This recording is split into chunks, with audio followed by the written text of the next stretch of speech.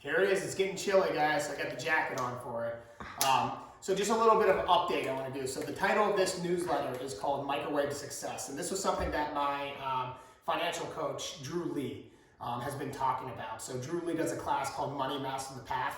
If you want to know more about it, shoot me an email. I'd be more than happy to connect it. But it is an awesome course. And he talks about microwave to success, right? How as humans, we're always looking for that, right?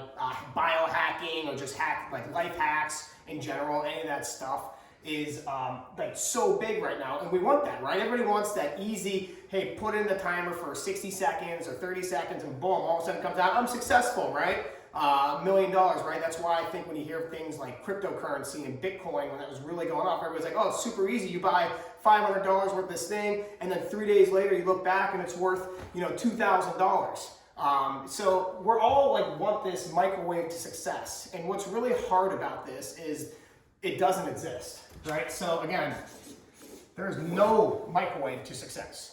I'm sorry, it's horrible. People get lucky, you can win the lottery, but you can also have a better chance of getting struck by lightning twice on the way to winning that lottery, right? You have literally better odds of getting attacked by a shark, and we're here in Michigan, than winning the lottery. So what's crazy about success is it comes with this graph. This is success on this axis, and this is time.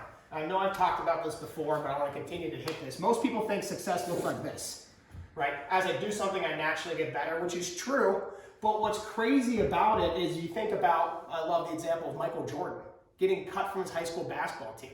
Well, he didn't just start playing basketball in high school. He started, probably from when he was a little kid and started continuing to play until he finally got so good that he took off on this. The way that I relate this to is my wrestling career.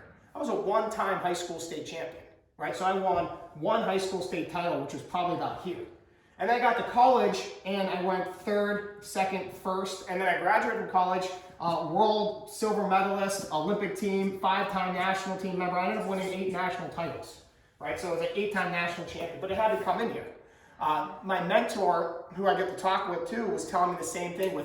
It took him 8.5 years to make his first $1 million. It took him 3 years to make his second million, and then it took him a little bit under a year to make his third million. It gets easier as you stick with anything, but here's what happens. This is what we look for this microwave. So we pick up something and we go, you know what, I'm gonna really get into day trading.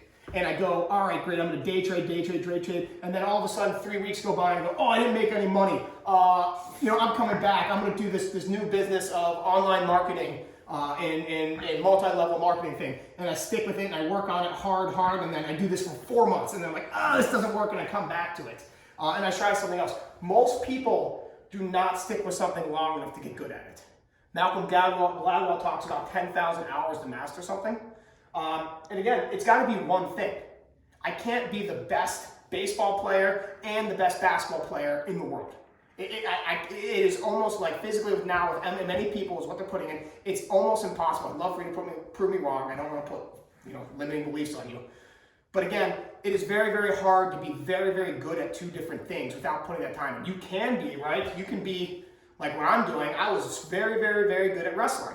Wasn't a world champion, second in the world, was close. But I got really, really good at wrestling. And because of that, I had these like ancillary effects where I know health and wellness really well. I know strength and conditioning really well. I know how to work hard really well. And I was able to move my mat to the real estate world. And now I started real estate in 2015, and now here I am in 2019, starting to really see things in my real estate career really start to take off, right? So that's what's going awesome about it, and that's where I have on my No Microwave to Success. So I want to know, shoot me an email right now.